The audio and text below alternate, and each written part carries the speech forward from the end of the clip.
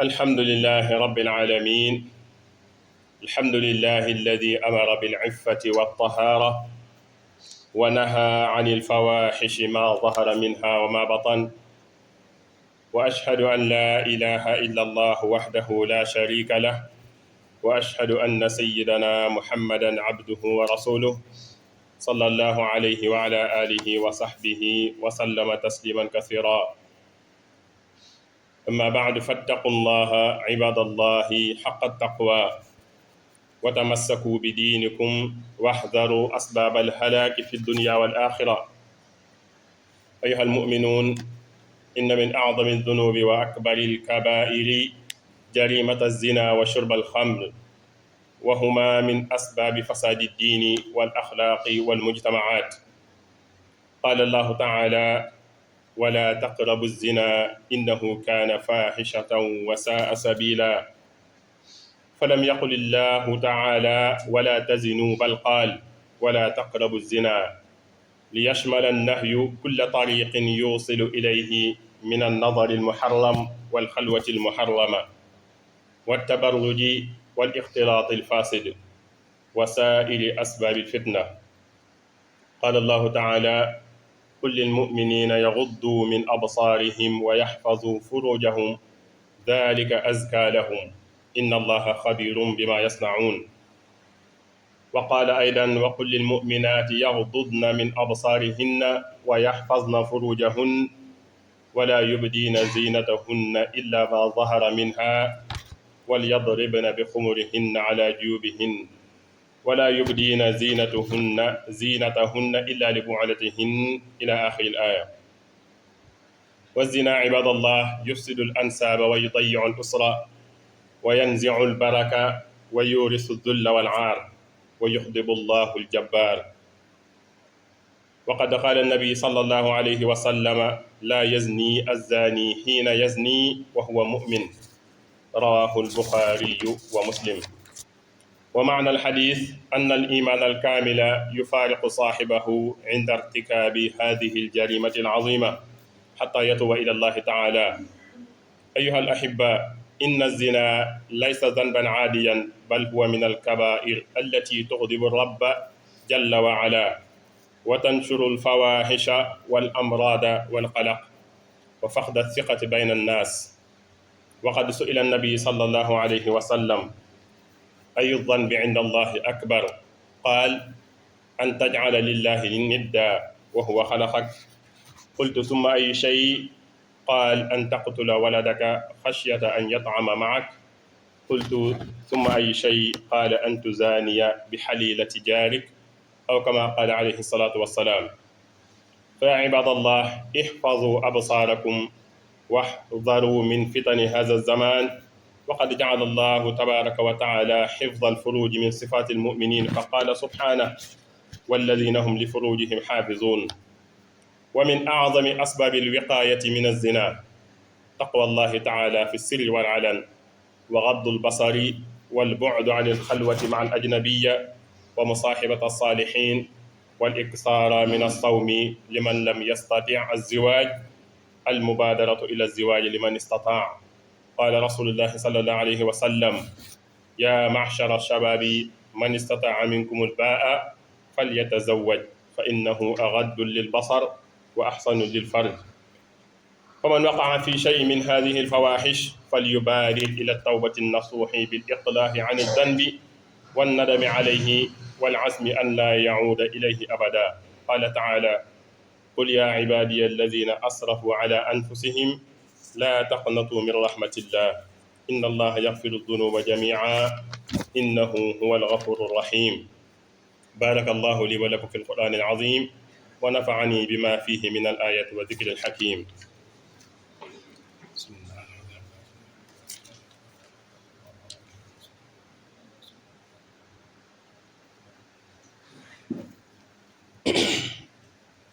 الحمد لله رب العالمين، وأشهد أن لا إله إلا الله ولي الصالحين، وأشهد أن سيدنا محمدا الصادق الوعد الأمين صلى الله عليه وعلى آله وصحبه أجمعين. فيا عباد الله، اتقوا الله حق التقوى وراقبوه في العلن والنجوى. قال الله تعالى والذين لا يدعون مع الله إلها آخر ولا يقتلون النفس التي حرم الله إلا بالحق ولا يزنون ثم قال بعدها إلا من تاب وآمن وعمل عملا صالحا فأولئك يبدل الله سيئاتهم حسنات جعلني الله وإياكم من الذين يستمعون القول فيتبعون أحسنه mbokk yi ñu ngi sant yàlla sunu borom subhanahu wa taala mi digle ak fegu ak sàmm sa bopp ci mbooleem lu ñu tere waaye suñu borom subhanahu wa taala mi digle ak set mi digle tamit lii di ak laab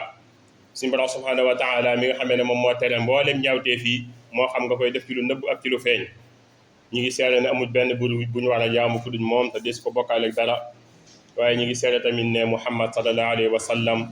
ab jaamam la te ndawam la moom moo ko tànn gënal ko ci mbooleem ñëw njëkkoon a bind ak ñu mujj a bind ñëpp mu yónni ko ci xeet wi ñu ngi julli ak di salmal ci moom ak ay mbokkam ak ay saxaabaam ba keroog bi si penc mbokk yi ginnaaw bi loolu jàllee maa ngi dénk sama bopp ragal yàlla suñu borom subhanahu wa taala waaye di leen ko dénk waaye di leen dénk bu baax a baax ñu jàpp ci suñu diine ji te wattandiku mbooleem sabab yi nga xam ne day alak jaam bi fii ci àdduna ak àllaaxira mbokk yi bokk na ci lii sabab jaam bi fii ci àdduna ak àllaaxira muy bàkkaar bu rëy bu màgg bi ñuy woowe azina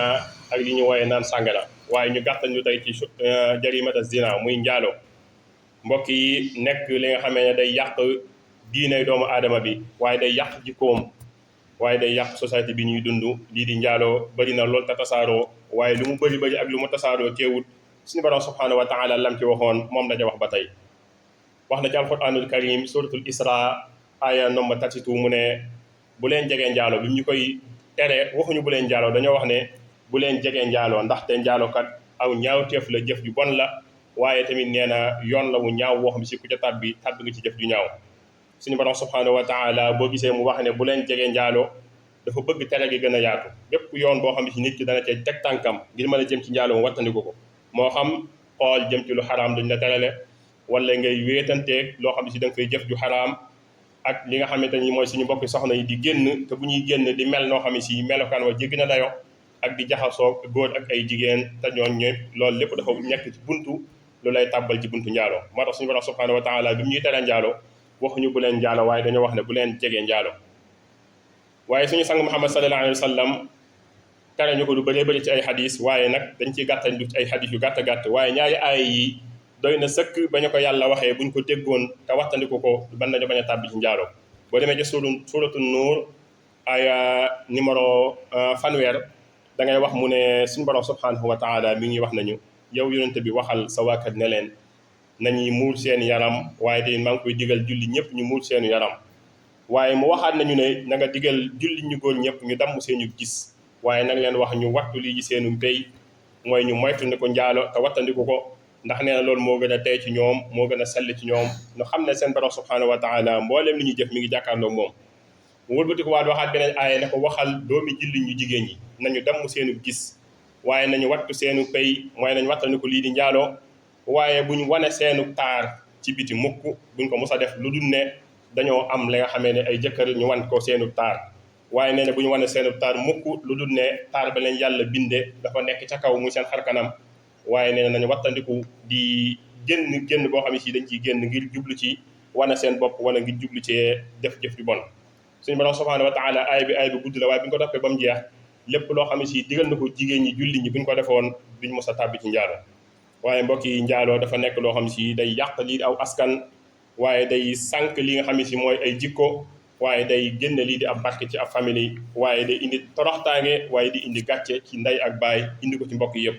waaye li ca gën a doy waar day merloo yàlla suñu borom subhanahu wa taala mbokk yi suñu sang nee na yonent bi sallallahu alayhi wa sallam nee na ab jullit du njaaloo lu dul ne jamono jami njaaloo nekkut ab jullit laa yazni zani xiina yazni wa huwa mu'min boo demee ci xadis boobu da nga ko fekk ci imaamul Buxaari yi da nga ko fekk ci imaam Muslim ñu nettali ko nee na jullit bi bu nekkee di njaaloo jëf diggante boobu nekkutut ab jullit jëf joo xam ne si nag jullit bu koy def dañ koy génne ci jullit ñi war naa wattani ko loolee waaye borom xam-xam yi dañ ko attee ne dañoo bëgg a wax ne maanaam suñu sang Muhammad sallallahu alayhi wasallam dafa bëgg a wax ne jullit bi saa yu nekkee di njaaloo day teqali koog lii di ak ngëm yàllam gu mat ba keroog muy génn ca jëf joojee tuubaat ko dellu ci yàlla suñu borom subhanahu wa taala mbokk yi nañu wattandiku njaaloo te di ko wattandikuloo suñu njaboot di ko wattandikuloo suñuy doom ndax dafa nekk loo xam day tasaare aw ñaaw déef waaye day indi ay wéradi yu bëree bëri waaye day indi li nga xam ne si mooy ñàkk kóolute diggante waaye dencante nit ki jëkkër ak jabaram bis buñ ci xasee tuumaal kenn ci njaaloo wóolutu dootu amati seen diggante li tax ñu gën ko war a mën a wattandiku nag suñu sang Muhammad sallallahu alayhi wa sallam dañoo wax xadis boo xam ne si buñ ko déggee war nañoo war a ragal lii di njaaloo dañ ko mos a laaj ne ko yan jëf moo gën a màgg moo gën a ñaaw ci diggante jaam bi lu mu jëf diggante ak boroom mu jiital ci nga wutal yàlla suñu borom subhanahu wa taala nit daa mooy nga wutal ko ndend na am na beneen yàlla wala nga wutal ko ndend daal beneen ba ca topp nee na nga dem di ray sa doom ngir iñaane ko wërsëg bi la yàlla dénk seen diggante yéen ñaar waaye ba ko ñetteel nee na jullit bi dem di njaalo waaye nee na njaalo bi li tax mu gën a ñaaw dafa njaaloo jabar yi dëkkandoom mbokk yi ñu wattandiku bu baax a baax lii di njaaloo waaye yonent bi sallallahu alayhi wasallam nee bokk na ci jëf yi gën a ñaaw ngay njaaloo koo xam ne si da nga koo xam wala mu nekk sa mbokk wala mu nekk sa dëkkandoo wala mu nekk sa jegeñaale mbokk yi nañu wattandiku bu baax a baax di sàmm suñu gis waaye ñu wattandiku di tàbbee di moytoo tàbbi ci fitna jamono ju bëree bëri yi ndax suñu borom subhanahu wa taala dafa bokk ci ba muy tagg julli ñu baax ñi da caa boole woon ñi nga xam ne dañuy wattu seenu pay wallazina hum li furujihim xaafizuun bu demee ca suratul mu'minuun dañoo fekk mu di ko tagg bu baax a baax waaye mbokk yi juróom-benn mi ngi nii yi nga xam ne buñ ci góorgóorloo tekk suñu tànk yàlla mën nañoo musal ci lii ñu njaaloo ba ca njëkk mooy ragal yàlla suñu borom subhanahu wa taala boo wéetee ak boo wéttalikoo ay nit gis la ak nit ñàkk laa gis na nga yamale la suñu borom subhanahu wa taala mi ngi lay gis ci mbooleem looy def waaye ñu wattandiku damm suñu gis moo xam bu ñu wéetee ak bu ñu wettalikoo waaye ñu sori di wéetanteeg ay jàmbur yu jigéen saytaane dooleem fa mu gën a mën a amee doole mooy góor ak jigéen ñu wéet ñoom ñaar waaye bokk na ci lii tax ñu mën a mucc ci lii di njaaloo mu ñu ay àndandoo yu baax nit ki léeg-léeg dañu dugg ci njaaloo ay àndandoo yu bon ñoo ko ci dugal waaye ñuy góorgóorlu di bëri lu ñuy woor bu fekkente ne yàlla defal nañu tawfeex ñu mën a woor waaye nag nañu wattandiku li nga xam ne dañu si nii mooy mat a takk jabar wala mat a sëy yi ba noppi nga làgg bañ koo def loolu lépp ku koy def na nga xam ne mucc goo ci yoonu njaalo mbokk yi suñu borom subhanahu wa taala daf ko tere lu bëree bëri suñu sang Muhammad sallallahu alayhi wasallam tere ko lu bëree bëri kon nag nañ ci bàyyi suñu xel bu baax a baax te di ko wattandiku la suñu njaboot waaye nag ku yàlla natt ba nga tàbbi ci suñu borom subhanahu wa taala nee na tëjuma samay buntu maa ngi lay woo ci buntu tuub nga ñëw tuub sa diggante ak sa borom subhanahu wa taala nee na inna allaha yaxfiru dunuba jamia boo ko defee suñu borom subhanahu wa taala dana leen jéggal seen bàkkaar yëpp mbokk yi nag njaaloo l'islam wutal na koy atte ñaari atte la ko wutal benn bi da ko wutal atte boo xam ne si ku njaaloo te musta am jabar wala musta am jëkkër mu wutaat beneen attem njaaloo koo xam ne si mus naa sëy mu ne ki nga xam ne si dafa njaaloo te musta am jabar wala jigéen boo musta sëy nee na kooku dañ koy dóor téeméeri yar nee na bu fekkee góor la sax borom xam-xam yi dañ cee dolli ñu génne ko mooy taxrib ko génne ko lu mat am at mu tumuraanke tuuti waaye dañoo wax na loolu ci góor rek lañ ko yamale waaye jàllale wuñ ko ci jigéen waaye bu fekkente ne nag ci njaaloo yàlla da koo natt mu am jabar wala yàlla natt ko moom jigéen gi mu am jëkkër kooku atteem diis na lool te daw na yaram lool dañoo wax ne am atteem mooy dañu gas am kàmb ba mu xóot ñu tàbbal ca ka njaaloo di ko sànni ay xeer ba kala muy faatu loolu lañu wax loolu la ñu wooyo raj mbokk yi loolu ku ko dégg da nga xam ne suñu borom subhanahu wa taala diisal na lool lii di njaaloo ak nit ñi ni ñu ko woyofalee waaye nag suñu borom subhanahu wa taala boo gisee mu dafay nii ni mu bëree yërmande ak ni mu bëree ñeewatu ci jaamam ñi mu ne jaam bi njaaloo am jabar wala mu am jëkkër nañu gas ak kàmb di ko sànni ay doj ba mu dee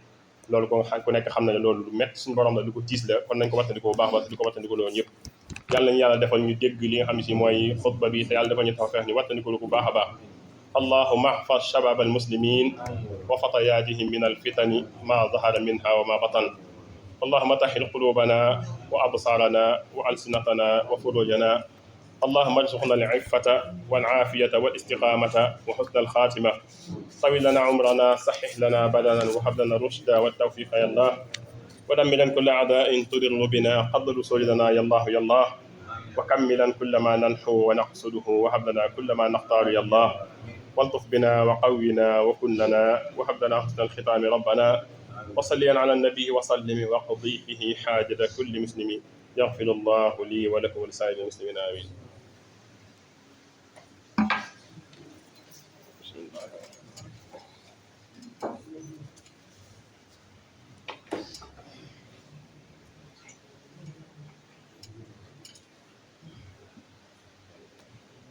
بسم الله. الله أكبر الله أكبر أشهد أن لا إله إلا الله أشهد أن محمدا رسول